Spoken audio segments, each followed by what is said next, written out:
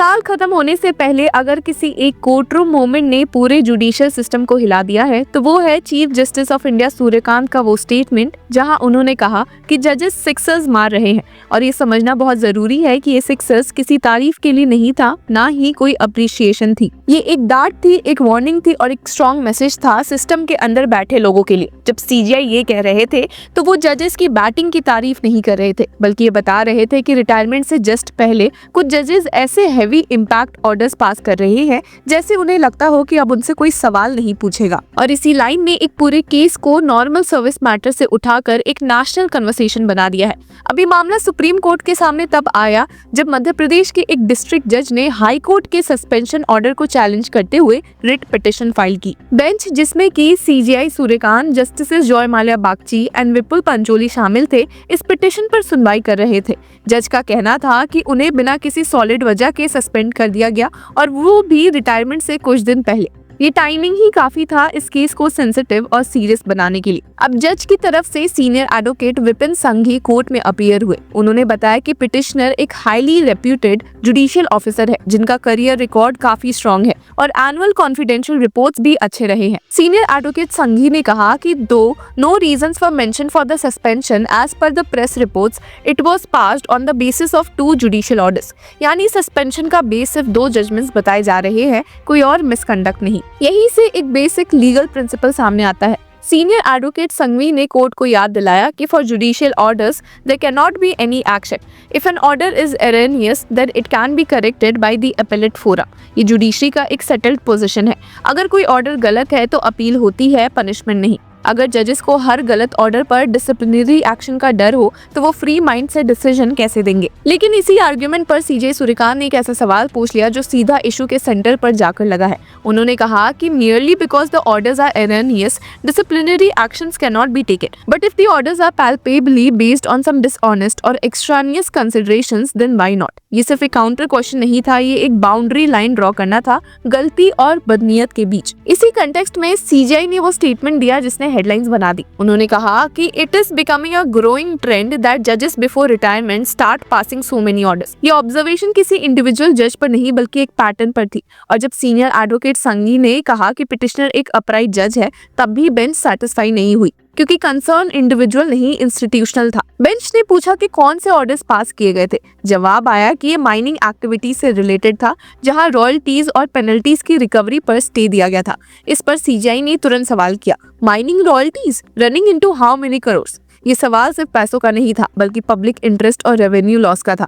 अब senior advocate संघी ने कहा कि उन्होंने ऑर्डर डिटेल्स में नहीं देखे, लेकिन कोई मटेरियल नहीं दिखाया गया जो ये प्रूव करे कि एक्सट्रानियस कंसिडरेशंस थे। जब सीजे सूर्यकांत ने सीनियर एडवोकेट संघी के एक्सपीरियंस का रेफरेंस देते हुए कहा कि mister Sanghi, with your experience as a former head of an institution, if somebody passes this kind of query, did he issue notice to the revenue before staying? इस पर senior advocate संघी ने clarify किया कि interim orders detail थे और state को सुनने के बाद ही पास हुए थे।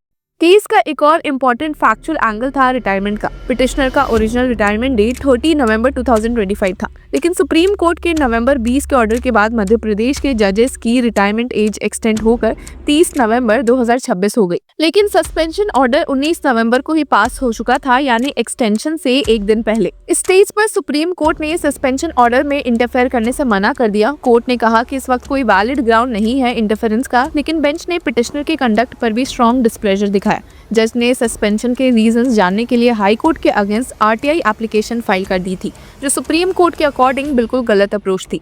बेंच ने क्लियरली ऑब्जर्व किया कि such a recourse adopted by the petitioner is completely unheard and not expected from an officer of his experience. Court ने कहा कि पिटिशनर को आरटीआई के बजाय कॉम्पिटेंट अथॉरिटी के सामने रिप्रेजेंटेशन देनी चाहिए थी। अगर ऐसा होता तो हाई कोर्ट रीजंस कम्युनिकेट कर सकता था और डिसिप्लिनरी प्रोसीडिंग्स भी फॉर्मली इनिशिएट हो सकती थी। अब ऑर्डर में सुप्रीम कोर्ट ने ये भी कहा, while we do not see any valid ground to interfere with the suspension order at this stage, we grant liberty to the petitioner to submit a comprehensive representation to the High Court for the recall of the order of suspension। साथ ही direction दिया कि high court 2 हफ्तों के अंदर decision दे। अब order dictate होने के बाद सीनियर एडवोकेट संघी ने एक लास्ट रिक्वेस्ट रखी कि पिटिशनर को री-इंस्टेट कर दिया जाए और किसी और स्टेशन पर पोस्ट कर दिया जाए। इस पर सीजे सूर्यकांत ने वो लाइन बोली जो इस पूरे केस का सोल बन गया, कहा कि when he started hitting these sixers, he did not know that the retirement age would be extended. अब ये सिक्सर्स की बात एक टॉन्ट थी, एक वार्निंग थी, कोई प्रेज नहीं। फिर सीजीआई ने क्लियरली कहा, the message must go mister Sanghi, this unfortunate trend, I don't want to say anything further. ये कहकर उन्होंने कन्वर्सेशन बंद कर दी, लेकिन जो मैसेज देना था वो दे दिया। सुप्रीम कोर्ट ने इनडायरेक्टली एक्सेप्ट कर लिया कि जुडिशरी के अंदर कुछ जजेस रिटायरमेंट के थ्रेशहोल्ड पर क्वेश्चनेबल ऑर्डर्स पास कर रहे हैं। बेंच ने ये भी क्लैरिफाई किया कि disciplinary proceedings can not be initiated against a judicial officer for passing orders which are erroneous, but if the orders are palpably dishonest. ये लाइन जुडिशियल अकाउंटेबिलिटी का नया टोन सेट करती है कि गलती ह्यूमन है पर बदनीयत सिस्टम के लिए जहर है। अब मीडिया रिपोर्ट्स के अकॉर्डिंग बेंच ने रिमार्क किया कि petitioner just before retirement started hitting sixes, it is an unfortunate trend, I do not want to elaborate on it.